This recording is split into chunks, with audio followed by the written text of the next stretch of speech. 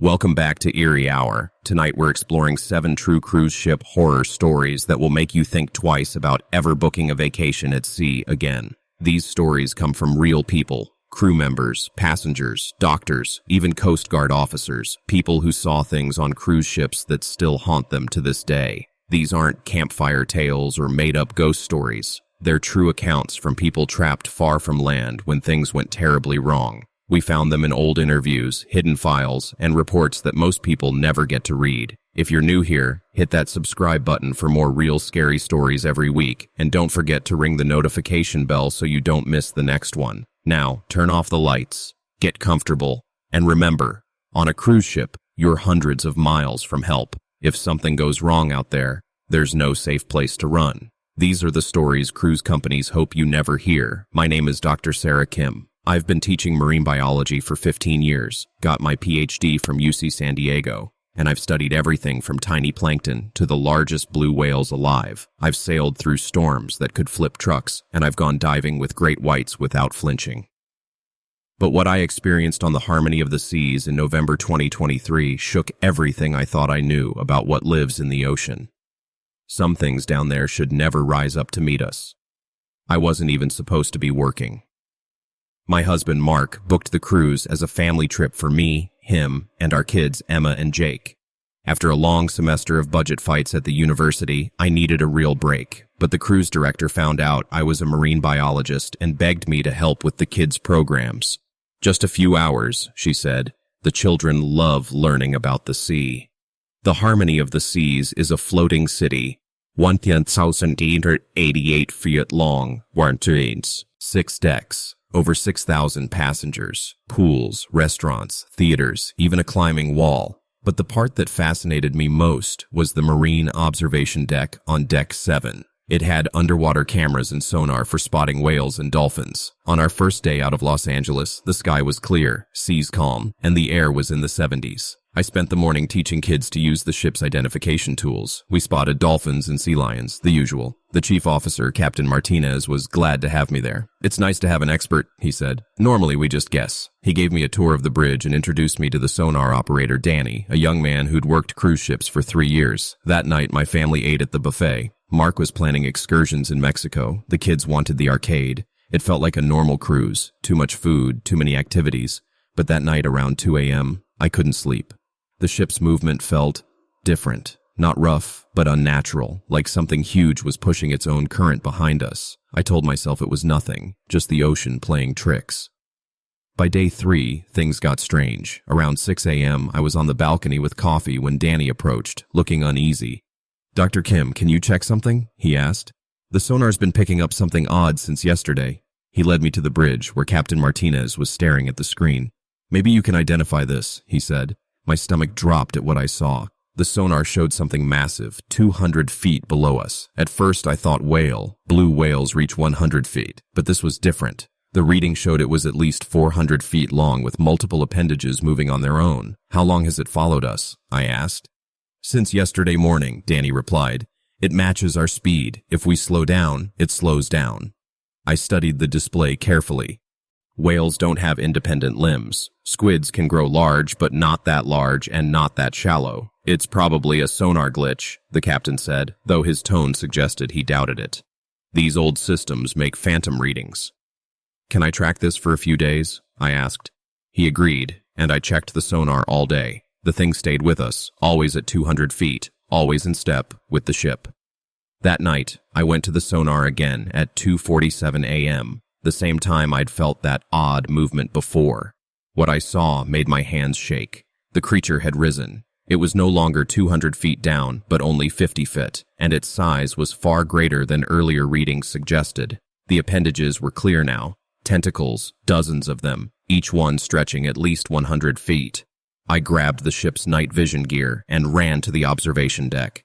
The sea looked calm, almost glass-like. But then, for only a few seconds, something broke the surface about 300 yards off starboard. Its body shimmered with bioluminescent patterns, glowing blue and green pulses that moved across a shape so massive it shouldn't exist. The shape wasn't right at all. It didn't look like any whale or squid I had ever seen before. It was too long, too flat, and those strange limbs.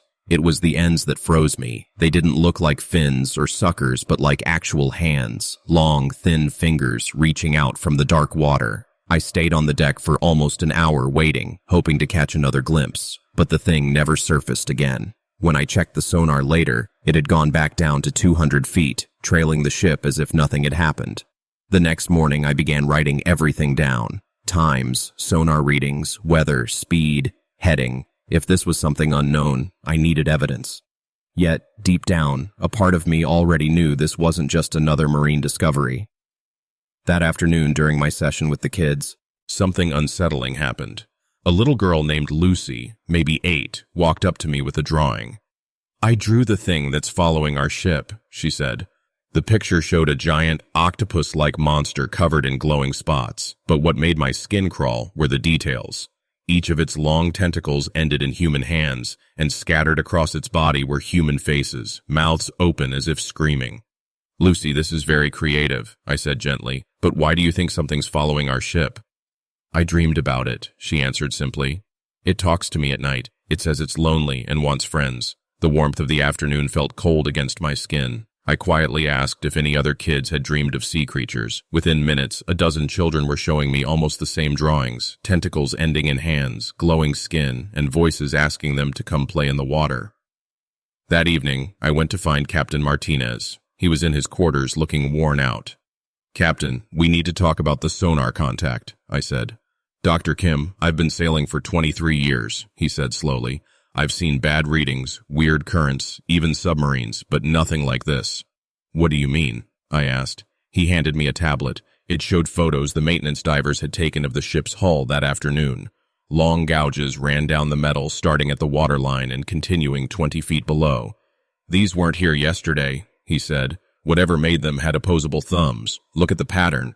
Those aren't random scrapes. Something grabbed our hull." The marks were enormous, claw-like but wider, as if made by hands the size of car doors.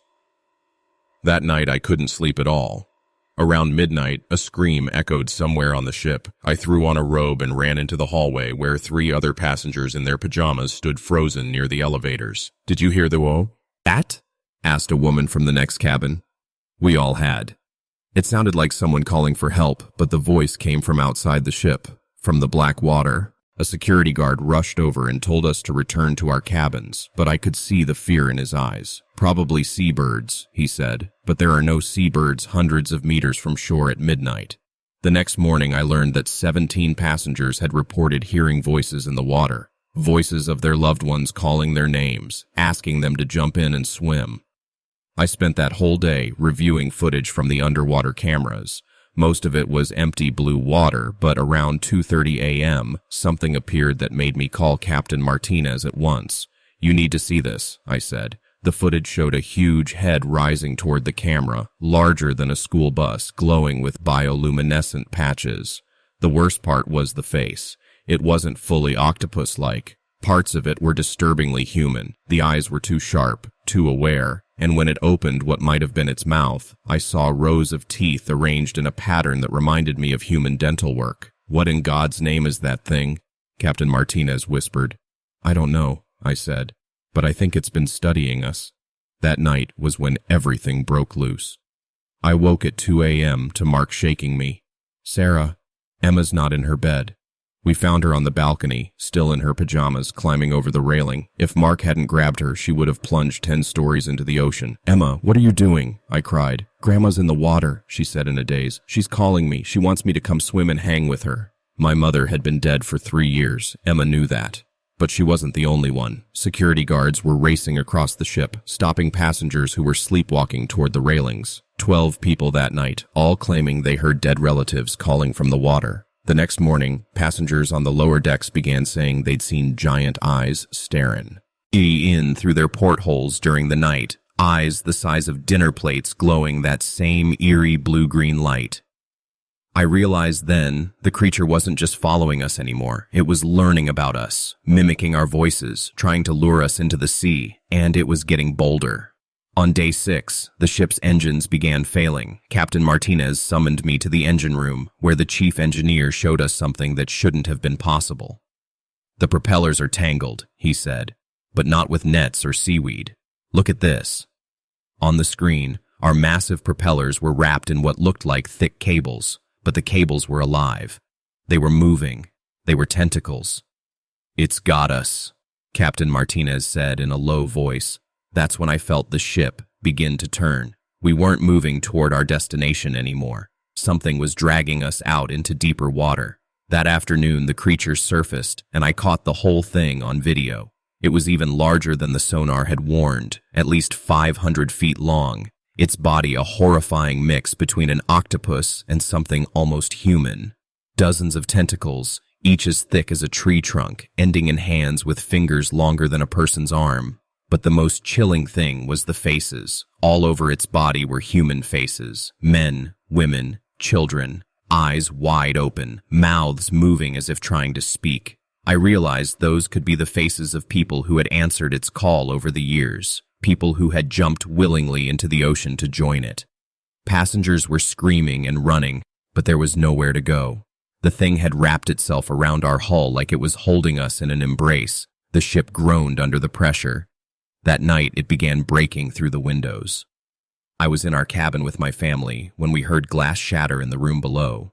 Through the balcony door, I saw a massive tentacle, thick, as my own body, reaching inside the broken window.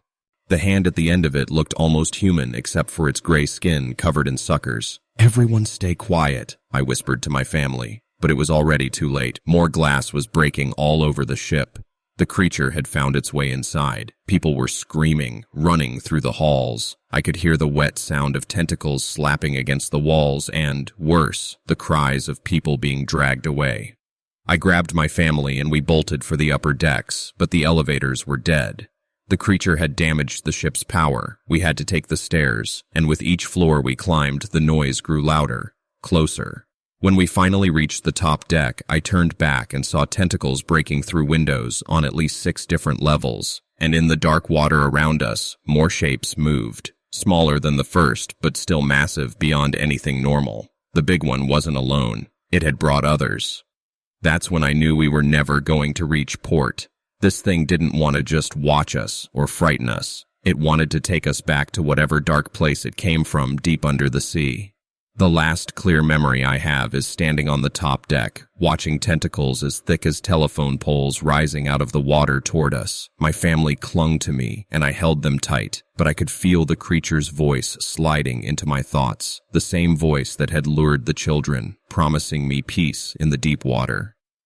The Coast Guard found the Harmony of the Seas 3 days later, drifting empty 800 miles west of its planned route. No passengers, no crew, no bodies. Just an abandoned ship with huge gouges ripped into the hull and every window on the lower 6 decks shattered from the inside out. I was discovered alone in a life raft 50 miles away with no memory of how I got there.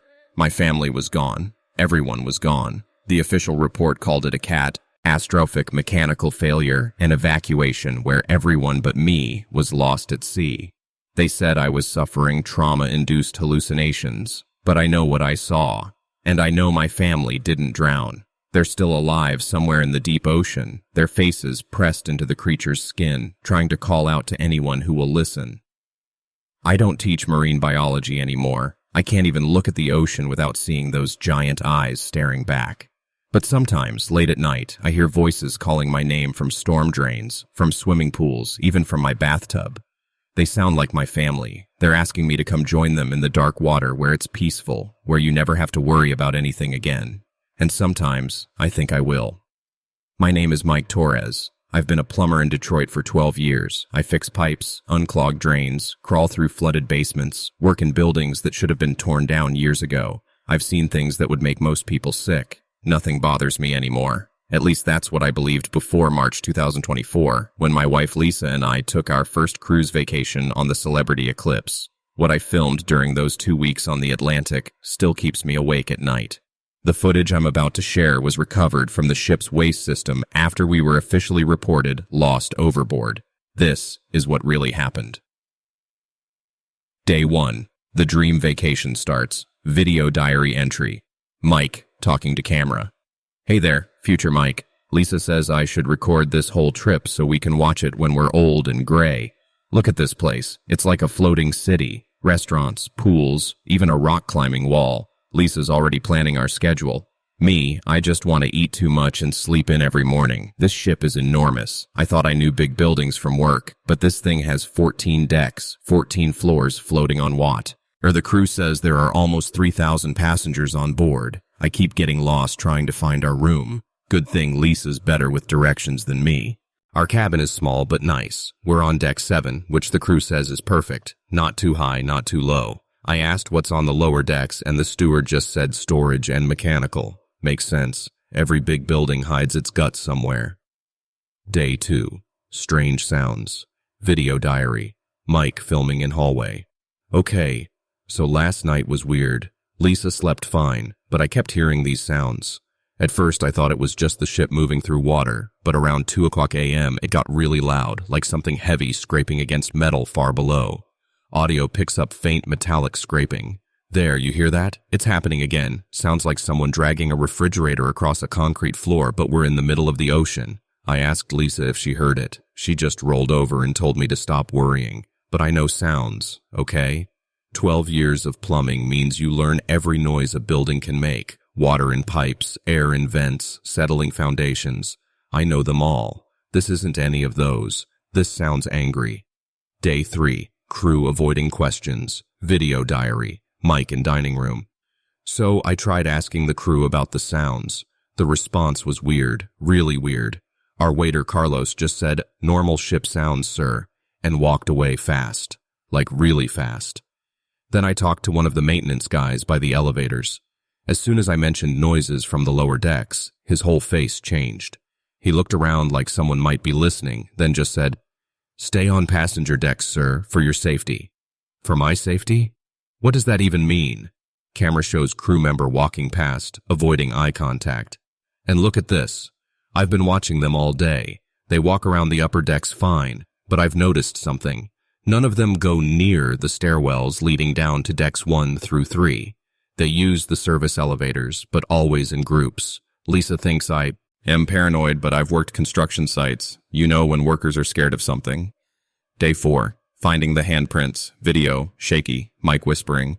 Lisa's at the spa, so I decided to explore. Found a service door on deck 4 that wasn't locked properly. The handle was sticky.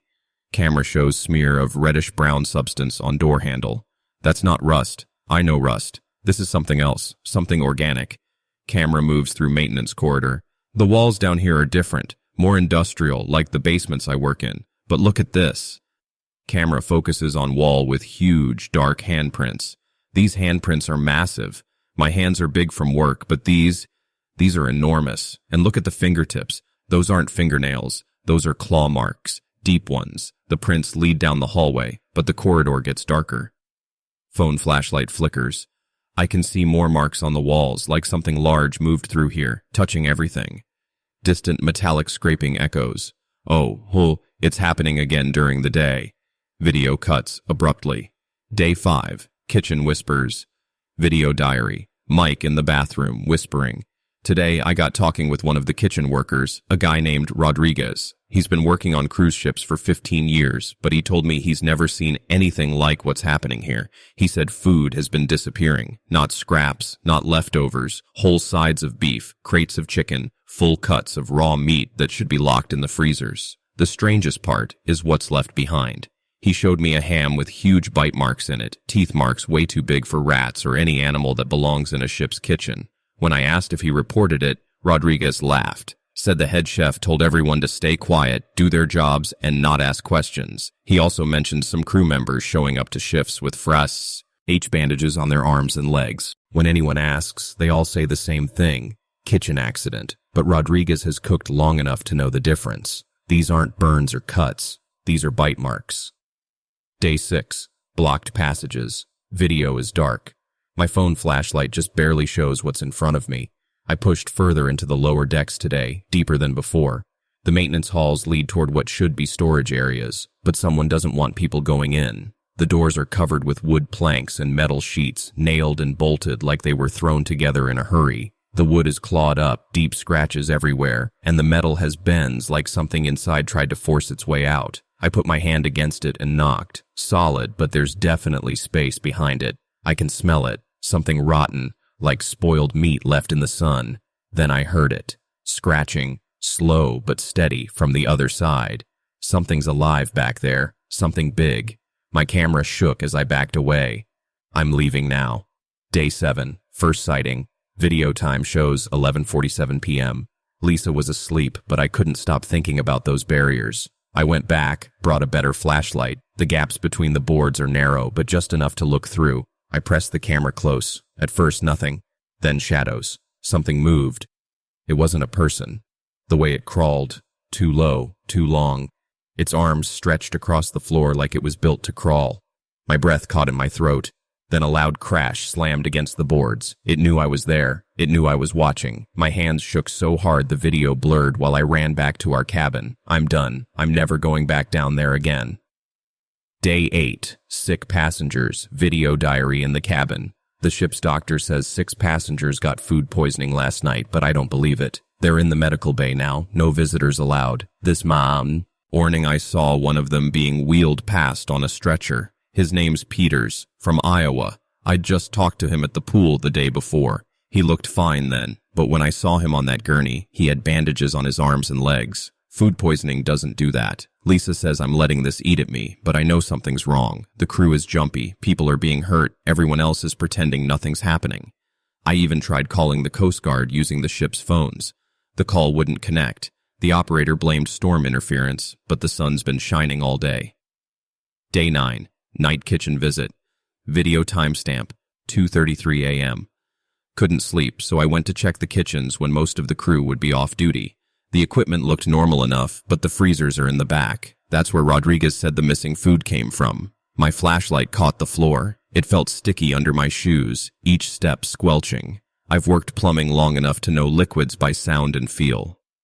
This wasn't grease. This wasn't water. It was thicker. Dark stains led across the floor, smeared into trails, like something had been dragged. Then, sudden movement. My camera swung toward the shadows. For just a second, I caught it. Something tall, pale, arms too long, body moving in jerks like it was hunting. My heart stopped. That wasn't human. I ran. Day 10. Full creature sighting. The video shakes as I breathe hard. I finally caught it on camera. Rewind, pause, look here. The figure in the frame, it used to be human. You can still see the basic shape, but its body is stretched and twisted. The skin is ghost white, almost see-through. The arms and legs look like they were pulled until they were too long. Its teeth, rows of sharp points, not human at all. The way it moved through the kitchen, it knew where everything was, like it's been living down there, hunting for a long time. I showed Lisa the footage. She believes me now. She's terrified. We tried to book a helicopter evac at the next port, but the booking office said all emergency flights are unavailable. We're trapped on this ship with it. Day 11. The truth. Multiple video entries, my voice more desperate each time. I've been asking questions, piecing things together from anyone who will talk. The story is worse than I imagined. This thing was once a passenger, a man named Williams. He went overboard 6 months ago on this very route, but he didn't fall. He was taken, dragged down into the ship's lowest levels and left there. He survived on raw meat, salt water, and darkness. His body adapted to it, but his mind broke. The crew knows. They've been feeding him, trying to keep him satisfied so he doesn't come after us. Missing passengers from other cruises, dozens of them. They weren't accidents. They didn't fall overboard. They're still here. Changed. Day 15. Lisa disappears.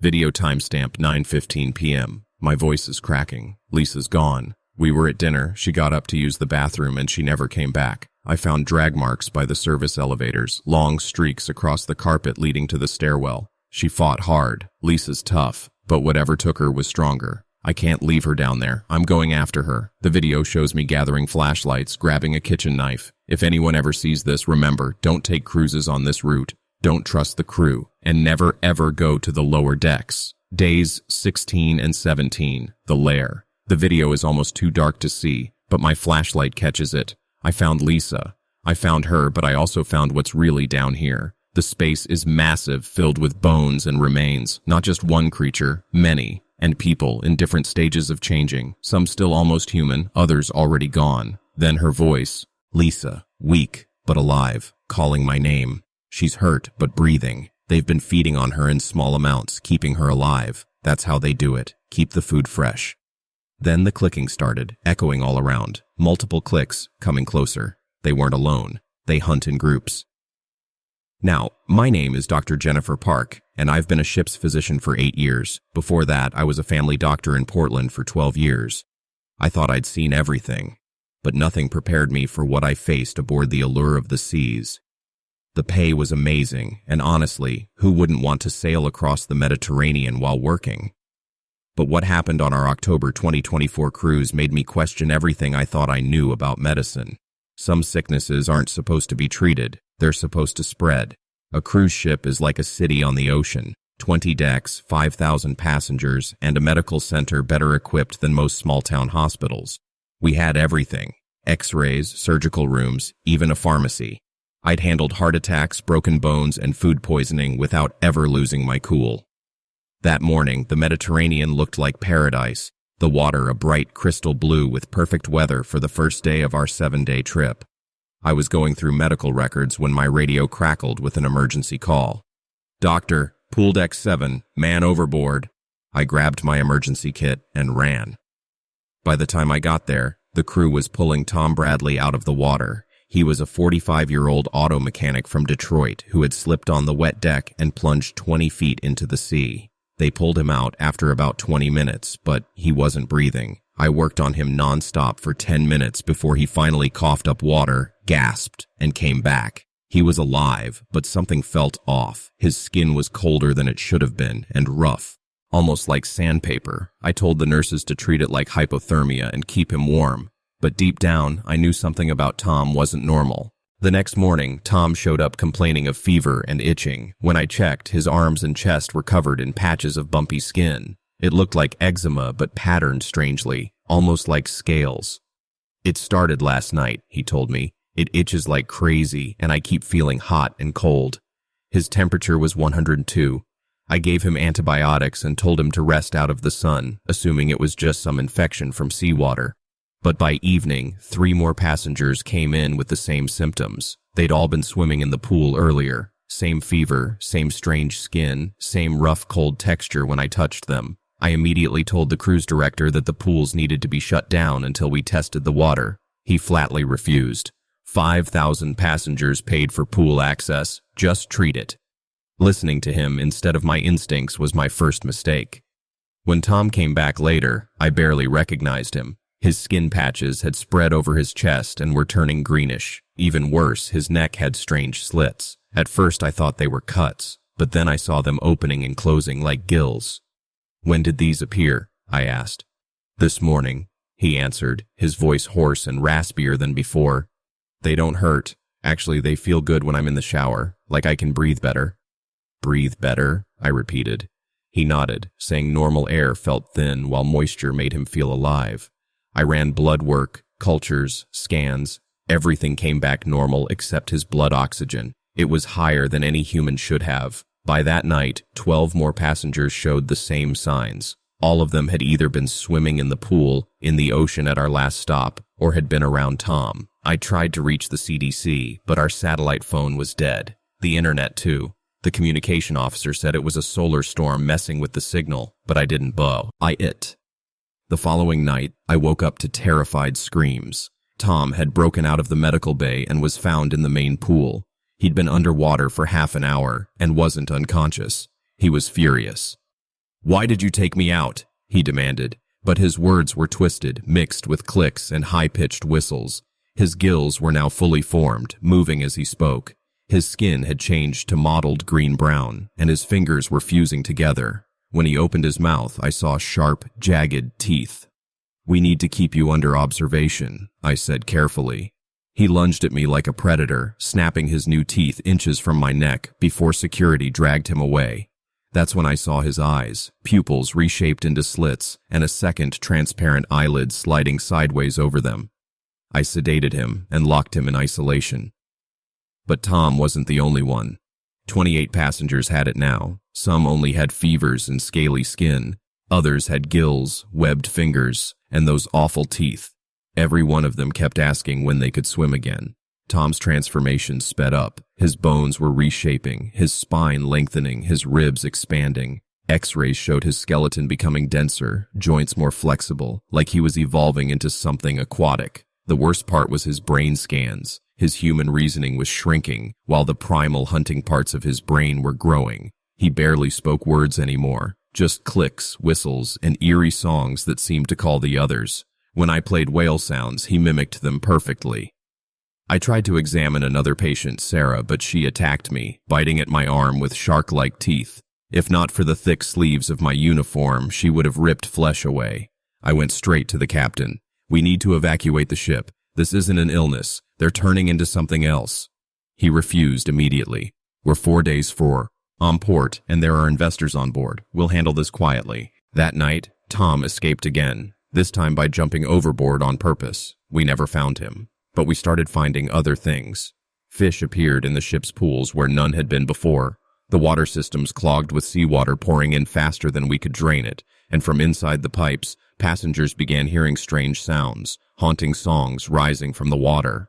89 passengers were now showing the signs of changing. The ones infected earliest, back on day 2 and 3, were almost completely different. They could stay underwater for hours without needing to come up. Their skin had turned rough and scaly, their fingers and toes webbed. Even the way they moved had shifted, smooth and graceful like sea creatures, both strange and terrifying. And now they were hunting. I found the first body on pool deck 3, a man named Mike, not infected, floating face down. But he hadn't drowned. Something had bitten him, deep, clean chunks missing from his flesh like the work of a shark.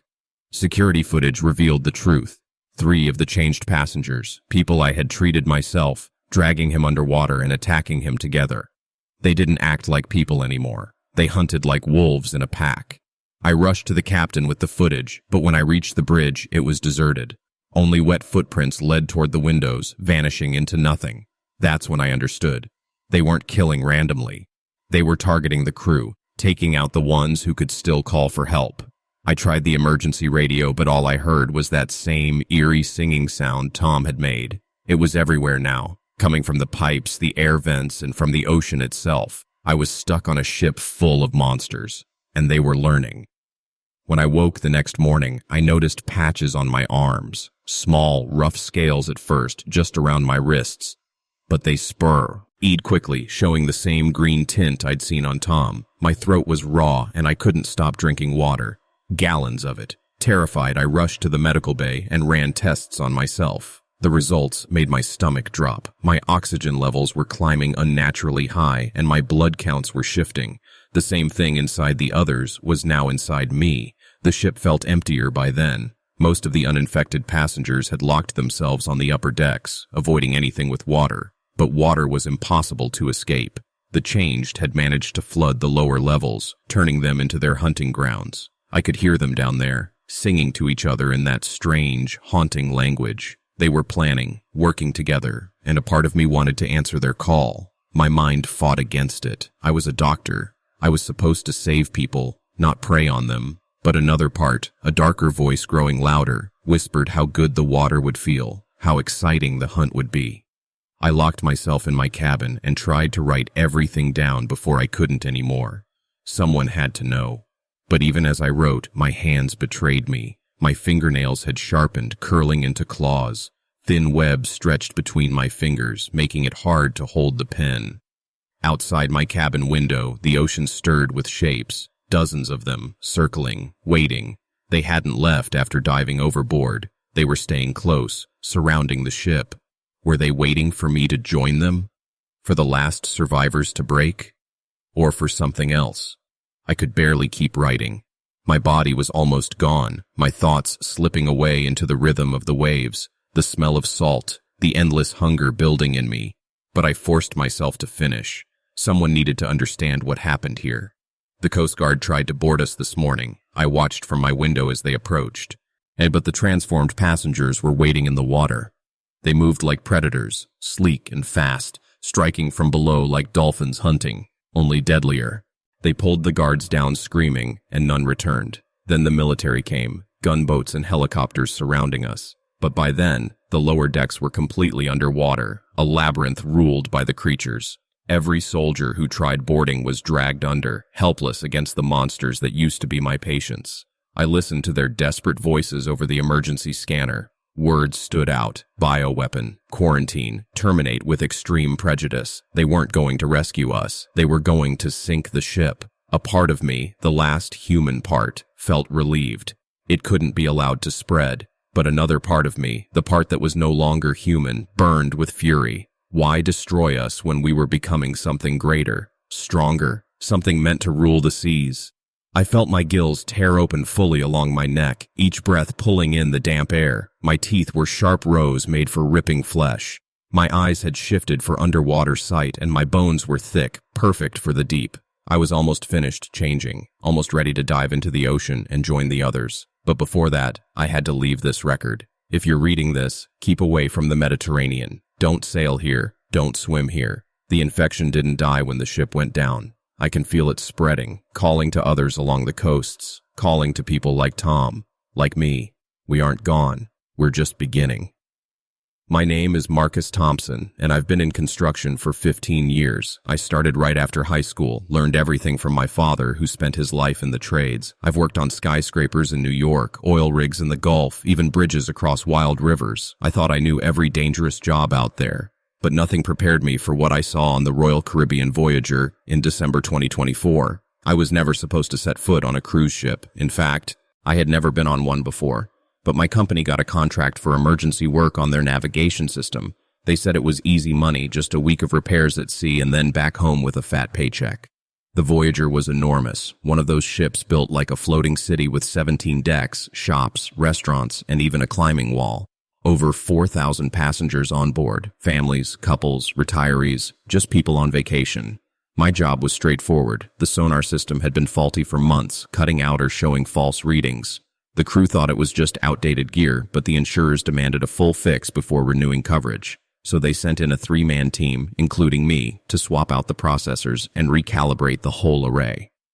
The first 2 days went smoothly. We were in the North Atlantic, freezing outside but warm in the ship's core. The sonar room was buried deep near the engine spaces, loud and hot, but I was used to worse on job sites. On the 3rd day, things changed. Around 10 in the morning, I was running diagnostics on the new processors when the sonar picked up something strange. At first, I thought it was an error, but then the screen cleared and there it was. Something massive on the ocean floor. The North Atlantic drops to 3 miles in places, usually nothing but empty readings. But this was different, huge, bigger than the ship itself, and the shape was wrong, not natural, not random. I called over Chief Navigation Officer Rodriguez, a veteran sailor of 20 years. He glanced at the screen and his face went pale. Impossible. There's nothing in this sector, nothing on the charts. But there it was. Structures, shapes too exact to be natural. They looked like buildings, but twisted, with angles that hurt to stare at. Some sections sank deeper into the seabed, like an entire city buried below. Could be a wreck, I said. Though even as I spoke, I knew it wasn't. Too big, too perfect. No ship sinks in neat, geometric designs. Rodriguez immediately radioed the captain. Within an hour, half the senior crew had crowded into our sonar room, staring at the impossible image. The captain ordered cameras dropped, thinking we could get proof. That was our first mistake. The cables went down slowly, almost half an hour before the cameras reached the bottom. And when the images came through, silence fell over the room. The ruins stretched endlessly. Stone blocks the size of buildings, covered in strange carvings that seemed to ripple and shift when you weren't looking directly. Doorways big enough to swallow trucks, stairways descending into endless black. The scale of it was beyond belief, but worse was how it made you feel. Just looking at it made your skull ache, your stomach churn, your eyes water. A few crew members had to leave, unable to bear it. "Get this up to the main screens," the captain ordered. "The passengers paid for adventure. This is the discovery of a lifetime." That was our second mistake. Within the hour, the footage was playing everywhere on the ship. In bars, dining rooms, even cabins. Every passenger watching, awed by what they were seeing. At first, the excitement was contagious. This was history. This was discovery. Passengers were snapping photos of the glowing screens, sharing them online, amazed that we had found what looked like ancient underwater ruins. At first, everyone was excited, but the excitement didn't last. That's when people began to get sick. It started with children. A little girl in the main dining room suddenly had a nosebleed while staring at the footage. Her brother, sitting right next to her, began to shake violently like he was having a seizure. The ship's doctor rushed over to help, but before he could, more passengers started showing strange symptoms. Adults clutched their heads in pain, groaning about unbearable headaches. Some vomited right there at the tables. Others began speaking in strishers. Ange words, sounds that didn't resemble any human language. Their voices were harsh, guttural, and wrong. By evening, almost 200 passengers had collapsed into comas, but they weren't exactly unconscious. Their eyes stayed open, their breathing normal, yet they didn't react to anything or anyone. They lay there in silence, sometimes whispering nonsense phrases under their breath. The captain ordered every screen shut off, but by then it was too late. Whatever had happened was already inside their minds. I stayed up late in the sonar room trying to figure out if the new equipment had triggered some kind of sickness.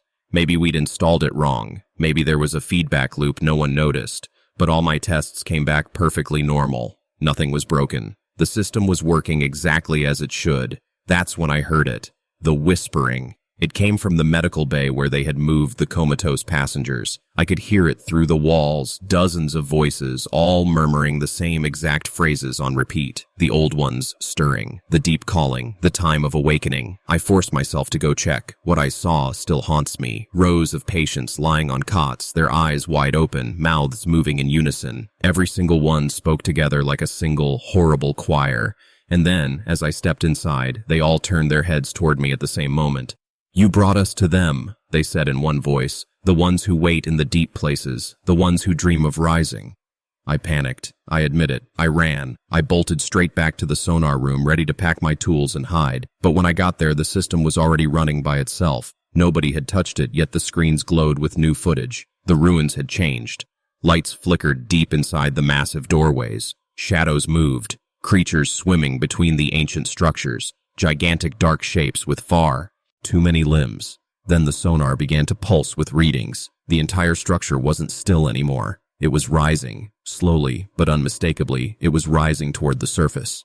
On the third day, the passengers in comas began to wake up, but they were not the same people anymore. They spoke calmly about things no one should know, predicting weather hours before it changed, knowing exactly where fish swam for miles in every direction. They talked about the ocean like it was alive, like it was a single thinking mind. When anyone asked questions, they gave the same chilling answer. The Depthbringer stirs. It has chosen us. It has chosen this vessel as its herald.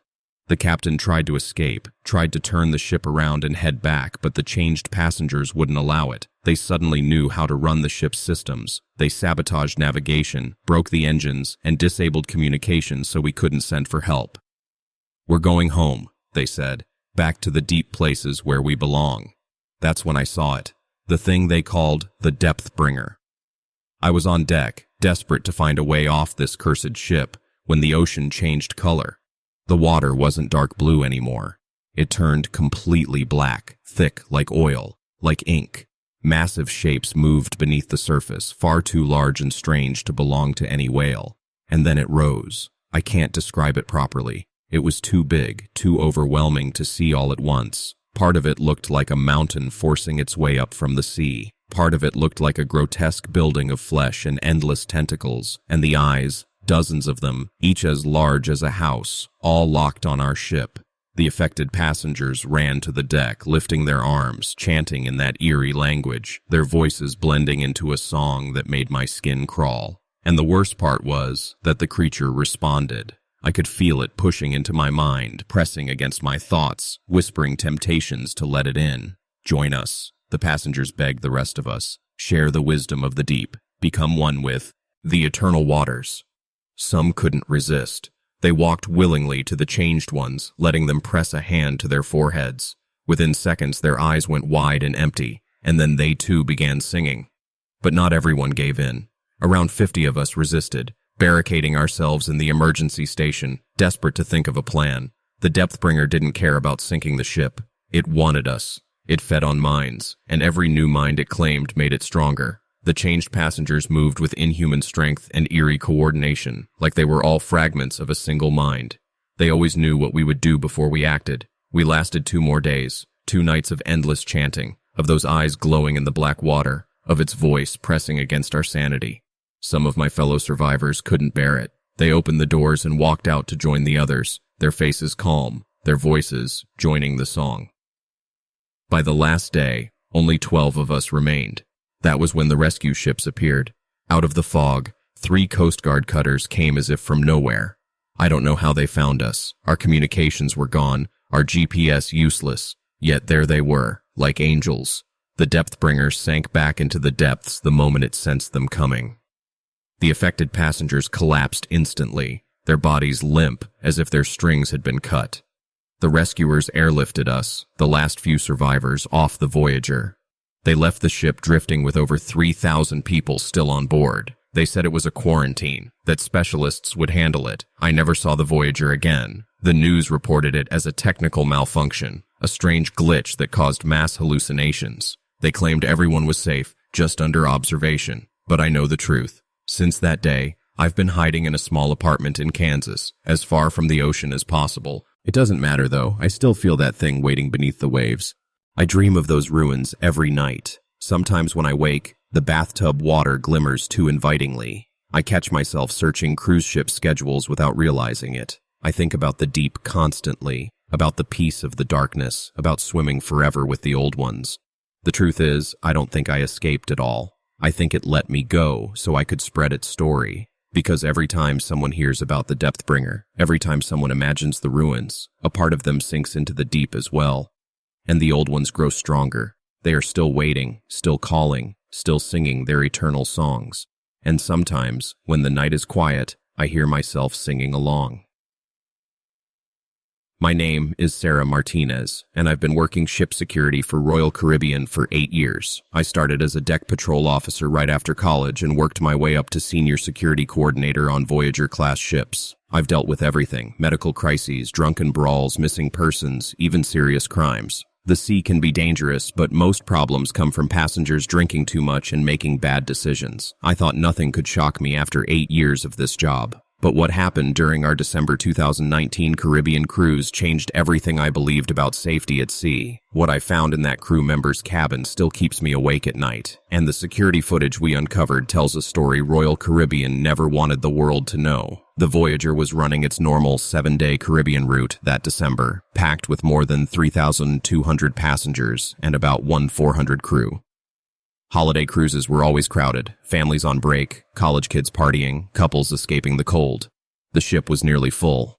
I was assigned the night shift, responsible for patrolling decks from 10 p.m. to 6 a.m. My duties included monitoring the security feeds, responding to re-roars, ports, and walking the decks every 2 hours. Each deck had a dozen cameras, plus more in elevators, stairwells, and lounges. Everything was recorded non-stop, stored on hard drives we kept for 6 months.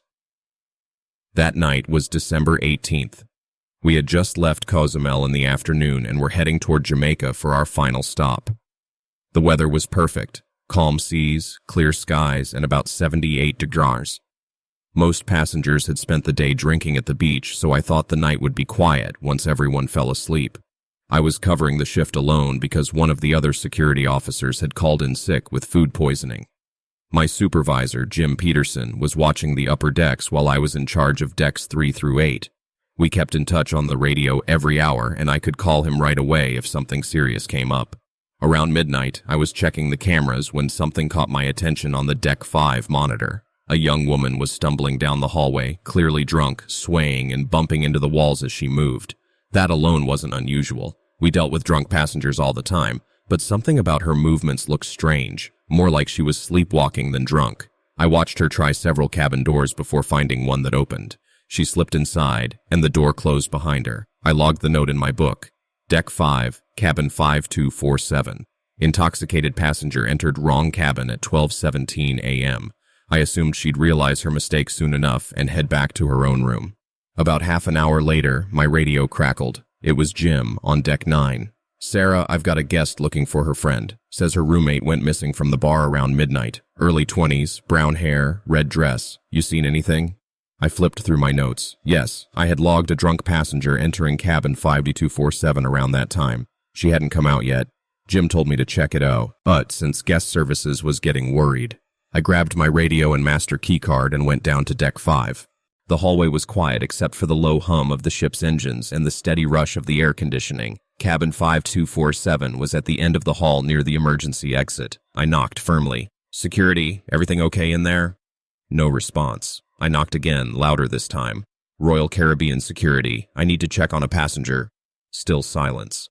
I slid my master key card and opened the door. The second I stepped in, I knew something was wrong. The room was completely dark, and there was a strong chemical odor in the air, sharp and sour, like the old dark rooms we used for photo development back in high school. A strange clicking noise came from inside, like a camera shutter snapping over and over. Hello? Ship security, I'm coming in. I flipped the light switch, but nothing happened. The power in the room was off. I pulled out my flashlight and shined it inside. That's when I froze. Every wall in the cabin was covered with photographs, hundreds of them. Pictures of passengers sleeping in their beds, showering, undressing, walking in hallways. Some were clearly taken through windows or doors, others from hidden cameras. In the middle of the room, sprawled on the bed, was the girl in the red dress. She was unconscious, but breathing. I rushed to my radio. Code yellow on deck 5, cabin 5247. I need backup now.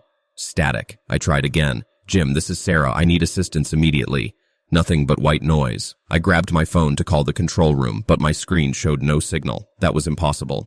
The ship had its own cell towers for coverage everywhere on board. My chest tightened as I turned back toward the walls. The photos weren't random. They were organized by location, by time of day, by activity. Someone had been carefully watching people for weeks, maybe months. I saw shots of the girl from earlier that same day. At breakfast, by the pool, at the bar.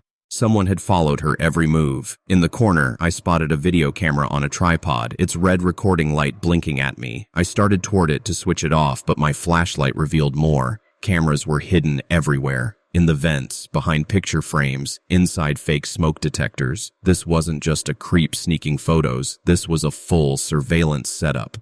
Then I heard it. Footsteps in the hallway. Slow, heavy, deliberate. Keys jingling. Someone humming a tune softly to themselves. The sound grew closer. My heart jumped. I turned back to the girl, tried to shake her awake, but she was completely out. Her pulse was weak. Whatever she'd been given was strong. The footsteps stopped right outside the door. I killed my flashlight and frantically looked for somewhere to hide. The bathroom was obvious, the closet packed with photography gear. The only option was under the bed. I slid under just as the door opened. Heavy work boots stepped inside. The smell of cigarettes and that harsh chemical stung my nose. The humming grew louder. Through the small space beneath the bed, I watched the boots move slowly around the room. Whoever it was knew exactly where every camera was. They adjusted lenses, shifted equipment, and then the clicking began again. Cameras snapping photos of the unconscious girl, one after another. I stayed frozen, barely breathing, my heartbeat crashing in my ears. I reached slowly for my radio, but then my phone buzzed with a text message. The notification sound pierced the silence like a gunshot. The clicking stopped. The boots stopped. Then they turned toward the bed. A low whisper came, rough and close. I know you're under there, little mouse. A hand reached down, and in the faint light, I saw a janitorial badge hanging from his shirt. It read, Carlos, housekeeping. I had two choices, stay hidden and hope, or fight. But Carlos wasn't just any crew member. He had access to every space on the ship. He knew these halls better than me. He had been doing this for a long time without being caught. His hand crept closer. At the last second, I bit down hard. The taste of blood filled my mouth. He screamed, jerking back. I scrambled out from under the bed. Carlos lunged, but his foot tangled in a tripod, sending equipment and photos scattering across the floor. I bolted for the door, running as fast as I could, shouting for help. The hallway was empty. It was 1:30 in the morning, most people dead asleep. Cruise ships are designed to muffle sound, so my screams barely carried. I hit the elevator button again and again, but it didn't come. Behind me, I heard Carlos, his boots pounding, his keys rattling. I sprinted to the emergency stairwell, swiped my keycard, but the light stayed red. Locked. I tried again. Still locked. Carlos appeared at the far end of the hall, and in his hand gleamed a syringe. You shouldn't have seen that room, he called out calmly. His accent was thick, but his English was clear. Now we have a problem. I pounded on cabin doors, praying someone would wake up. Nothing. Carlos moved closer, not rushing. He knew I was trapped. How long have you been doing this? I shouted, stalling. Long enough, he replied. Passengers never notice housekeeping. We're invisible. I can go anywhere. No one looks twice. My voice shook. What did you give her? He grinned. flashing gold teeth. Just something to make her sleep. She won't remember. Neither will you. I had nowhere left to run. The hallway ended at a huge window overlooking the black ocean. Carlos was coming closer, syringe ready. My eyes darted to the fire alarm box. Every deck had one. If I pulled it, it would trigger the emergency system. Lights, sirens, waking everyone and summoning the whole security team. I ran, slammed my elbow into the glass and yanked the handle. The siren roared, emergency lights flashing red. Carlos cursed and charged toward me, but I already heard footsteps pounding from the stairwells, doors opening, voices rising. Passengers were waking up. Carlos grabbed me from behind, tried to jab me with the syringe, but I drove my elbow into his ribs and broke free. I screamed, "Help me! He's trying to drug me!" Faces filled the hallway. Witnesses everywhere. Carlos froze, realizing he was exposed. He dropped the syringe and turned to run, but Jim Peterson appeared with 2 other security officers. They tackled him and dragged him off to the brig. The girl, her name was Megan, was rushed to the medical center. They pumped her stomach and stabilized her. She woke hours later with no memory after leaving the bar. When we searched Carlos's actual cabin, what we found was worse than anything I'd imagined. Thousands of photos, dozens of videos, evidence going back nearly 2 years. He had been secretly filming and photographing passengers across multiple ships. He'd even been selling them online. The FBI met us when we docked in Miami. They arrested Carlos and charged him with voyeurism, assault, and illegal surveillance. He's now serving 15 years in federal prison. Royal Caribbean tried to bury the whole thing. They offered Megan a settlement and had her sign a non-disclosure agreement. They moved me to another ship and gave me a promotion, probably their way of making sure I kept quiet. But I'll never forget what I saw in that room. How many people had Carlos drugged? How many others might still be out there doing the same thing?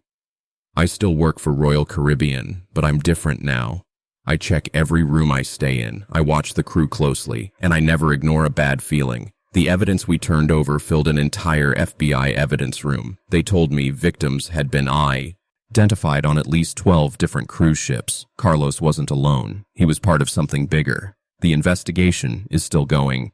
My name is Lieutenant Commander Sarah Mitchell, and I've been serving with the United States Coast Guard for 15 years. I joined straight out of the Coast Guard Academy, eager and inexperienced, and worked my way through search and rescue missions, law enforcement at sea, and vessel inspections. I've pulled lifeless bodies out of rough waters, chased drug smugglers under moonlight, and boarded ships in seas so violent they'd make most people sick. I thought I had seen every danger the ocean could show me. But what happened in September 2021, just 200 miles off the coast of North Carolina, broke everything I thought I knew about the sea and about the people who travel on it. I was the executive officer aboard the Coast Guard cutter Resolute, a 210-foot medium-endurance cutter. We were on a regular patrol when the call came through that would haunt me forever. A cruise ship had disappeared from radar. No distress call, no warning, nothing at all. The Norwegian Epic, a massive ship carrying over 4,200 passengers and crew, had gone silent like it had fallen off the face of the earth. It was a calm Tuesday morning when our radio operator picked up the call. Coast Guard cutter Resolute, this is Sector Virginia Beach. We have a priority tasking. Cruise vessel Norwegian Epic. Last known position, 180 miles southeast of Cape Hatteras. Ship has been silent for 12 hours. No response to calls. Satellite still shows movement but erratic. Locate and investigate immediately. Captain Rodriguez glanced at me with a look I'd never forget. Mitchell, get the boarding team ready. Full gear. Something about this doesn't sit right. He was more right than he could ever imagine. We found the Norwegian Epic about 3 hours later. From afar, the ship looked normal, bright white in the sun, stretching over 1,000 feet long, gliding slowly across the water, but it wasn't heading anywhere. I saw it was just circling, lazily, like a whale that had lost its way. No distress flags, no signs of fire or damage, no smoke, just a cruise liner endlessly sailing in circles. Norwegian Epic, this is U.S. Coast Guard cutter Resolute. Respond on channel 16. Nothing. Silence across every frequency. Through my binoculars I scanned the decks, the pools, the balconies, the walking tracks. All empty. A ship with over 4,000 souls should have shown at least one person, but there was not a single figure. It was like looking at a floating ghost town. Prepare the boarding party, Captain Rodriguez ordered. Mitchell, you're leading it. Take Santos, Kim, and Johnson. Full gear, constant radio. As our small boat pulled up beside the ship, I felt something I had never once felt in my career. The water surrounding the Epic was strangely calm. The ocean outside had waves and chop, but right around the vessel, it was flat and still, as though the sea itself had stopped moving. The tender platform was down, which shouldn't have been possible while sailing, but it allowed us to board quickly. The moment I stepped onto the deck, my stomach dropped. The first thing that struck me was the smell. Not foul, but unsettling. It smelled like breakfast, bacon, eggs, coffee, but strong, overpowering, like the same meal had been cooked again and again for hours. The air conditioning was running, the lights were on, and the ship's systems seemed normal, but not a single person was anywhere. "Resolute, this is boarding team leader," I called into my radio. "We are on board, ship operational, power and lights are active, but no passengers or crew in sight." We moved methodically through the vessel. In the dining halls, tables were set for breakfast. Half-eaten meals still sat on plates. Some were still warm. Coffee was still dripping into pots. In the children's play area, toys were scattered mid-game, stuffed animals left where small hands had dropped them. It was like people had vanished in the middle of living. Then Santos called from the bridge, "Ma'am, you need to see this." When I reached the bridge, the evidence was clear. The ship was on autopilot, sailing in perfect circles for 18 hours straight. Engines fine, navigation fine, every system green. But the crew was gone. Coffee still hot in the captain's cup. No one steering, no one monitoring. Then Kim's voice crackled over the radio from deeper in the ship. "Ma'am, I think I found someone. Deck 7, supply room 12.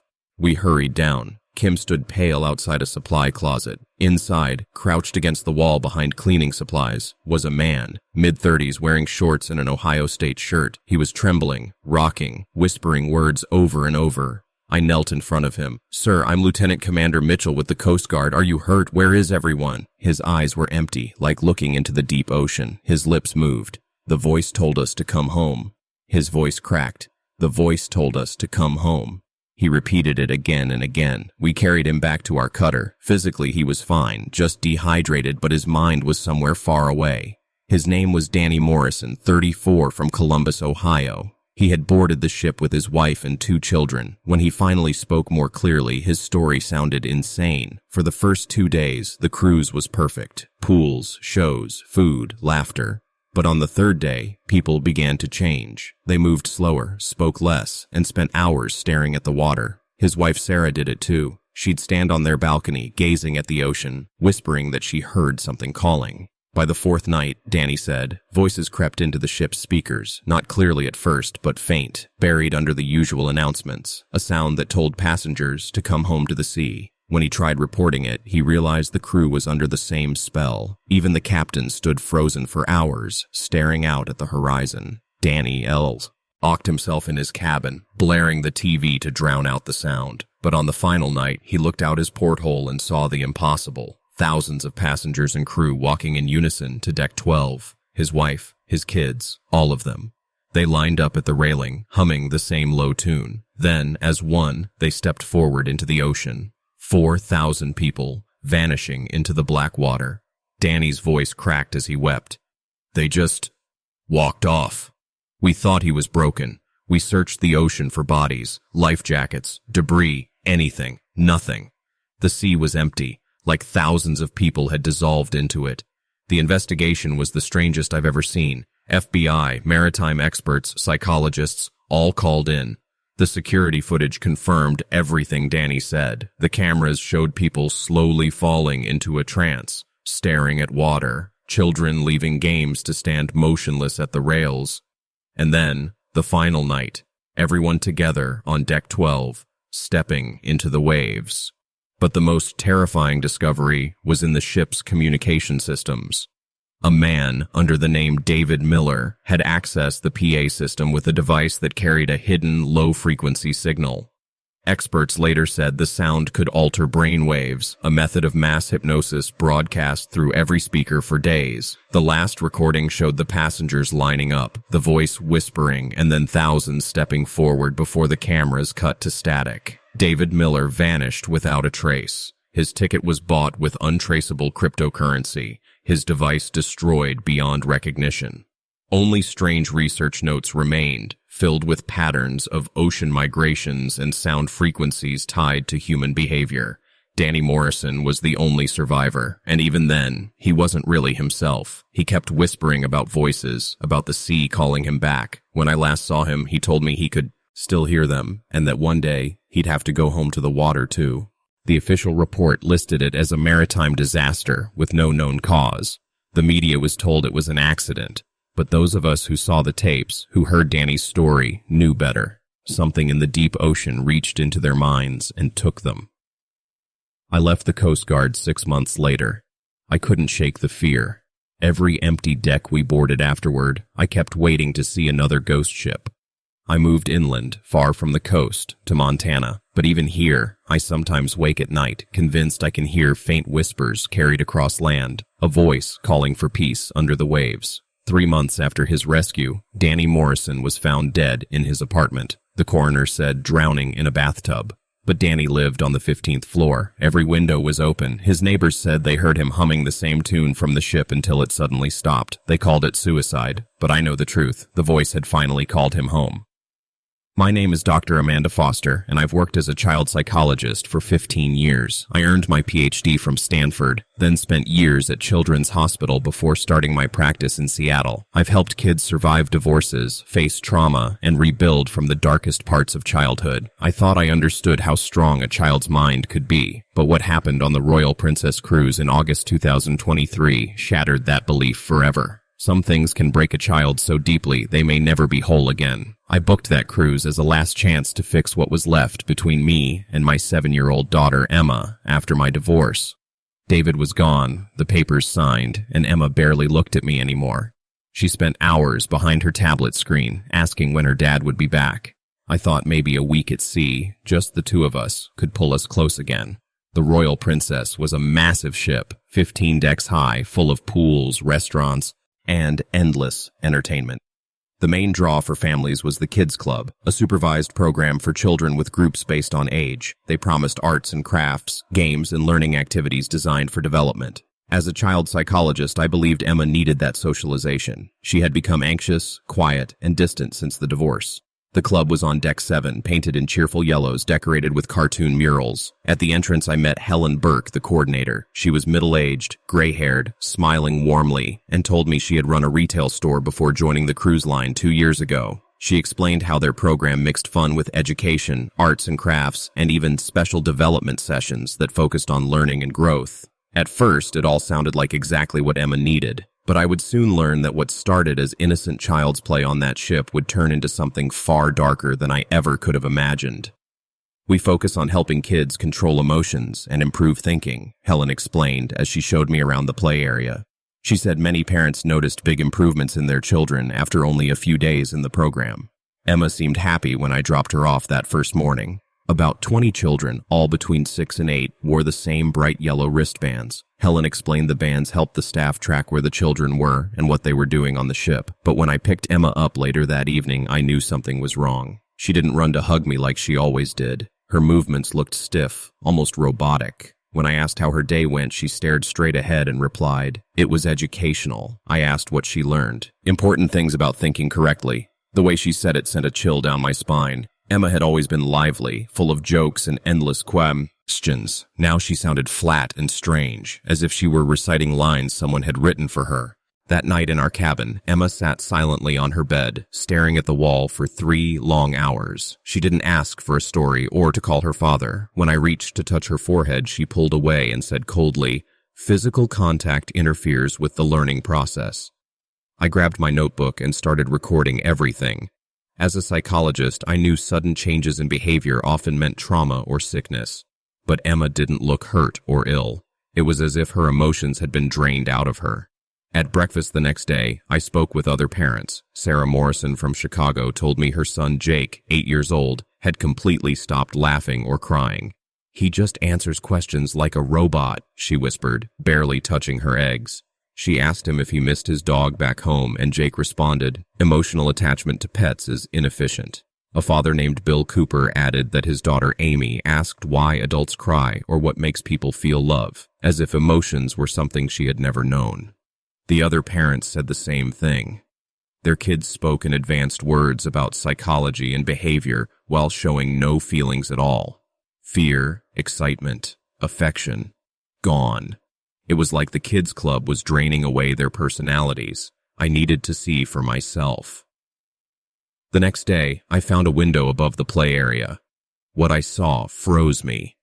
20 children sat in perfect rows, staring blankly at large screens flashing endless patterns, triangles, circles, squares, so fast they hurt my eyes. Helen sat at a control desk with headphones, surrounded by computers that showed brainwave charts and heart rate monitors. This wasn't playtime. It was a controlled experiment.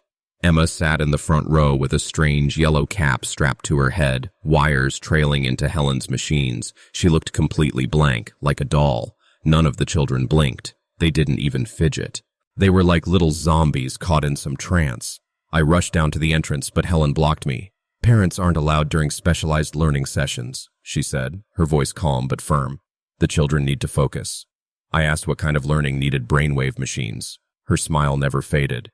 "We use advanced techniques to help children overcome emotional struggles. Many parents request our intensive program." That night, Emma stood beside her bed for hours, staring with empty eyes. When I begged her to talk, she said flatly, "Please don't interfere with my correction process." That phrase, correction process, wasn't something a 7-year-old could ever say. Around 3 in the morning, I heard voices through the wall. Following the sound, I found a maintenance door leading to a narrow corridor. My phone's light guided me as the voices grew louder. I crept down a stairwell and stopped at a heavy metal door marked "Authorized Personnel Only." Through the window, I saw something that nearly stopped my heart. It was a hidden lab filled with machines for psychological conditioning. Children, including Emma, sat in chair-like devices with electrodes pressed against their heads. Computers showed their brain waves, while other screens displayed those same hypnotic flashing patterns meant to strip emotions. I recognized the devices, EEGs, and experimental neurofeedback equipment, but this was nothing like normal therapy. This was rewriting their minds. Helen stood calmly at the controls, adjusting frequencies and making notes. She was mapping and changing their brains one by one, and Emma was in the center, her small head covered in wires. I shoved the door open and screamed, "What are you doing to my daughter?" Helen turned slowly, like she expected me. "Dr. Foster," she said smoothly, "I hoped we could discuss Emma's progress." "Progress?" I shouted. "You were torturing children." "I'm fixing them," she answered coldly. "I am removing their capacity for fear, attachment, or rebellion. They'll be perfect, obedient children." I rushed to Emma's chair and tore off the electrodes. She looked at me without recognition and whispered, "Please don't interfere with my correction process. I must become properly functioning." I begged her to come with me while Helen continued, her tone calm as ever. "Several wealthy families hired me. They want their children optimized. No tantrums, no disobedience, no messy attachments, only focus and performance." "You're stealing their humanity," I yelled. Helen just replied, "Love is inefficient." I dragged Emma away, but she fought to return to the chair, insisting she wasn't finished. The other children only watched silently, empty-eyed, showing no care for her or me. They had already lost their empathy. In the hallway, 2 security officers blocked me. "Dr. Foster," one said, "we've had reports of a custody breakdown. Are you trying to kidnap your own daughter?" Helen appeared behind me, her voice full of false concern. "She's under stress since her divorce. She's making wild claims." Emma looked at the guards with dead eyes and said, "I don't know this woman. I want to return to my correction program." Other parents appeared, searching desperately for their kids. But when we all reached the club, the children rejected them too. Jake told his mother, "You are disrupting my development. I need to continue." Amy pushed her father away, saying, "Physical contact creates inefficient responses." Security injected me with a sedative, locking me in my cabin. Emma was taken back for what Helen called final conditioning.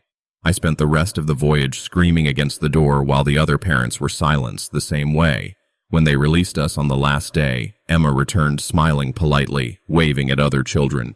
But when she turned to me, there was nothing in her eyes. "Hello," she said. "Are you my transportation arrangement?" All the kids were now gagged. Quiet and perfectly detached. The wealthy passengers were thrilled with the results. I tried to report it to the cruise line, the FBI, Child Services, but Emma denied everything. She insisted I had a breakdown. The ship's doctors claimed I had acute stress disorder and delusions. 6 months later, Emma is still hollow. She functions perfectly, schoolwork flawless, no tantrums, no tears, but she doesn't love or connect with anyone. She calls me by my first name, never asks about her father, never laughs at her old cartoons. Sometimes I catch her staring blankly at the wall for hours. When I ask what she's thinking, she always answers, maintaining proper psychological function. Helen left the cruise line after our trip, and there's no trace of the program in the ship's records. But I know what I saw. Somewhere out there, she's still fixing children, stripping away their souls for money. I keep Emma's old drawings, videos of her laughter, and recordings of her silly songs as proof of who she was. Because the girl living with me now isn't really Emma. She's just what's left after someone stole her soul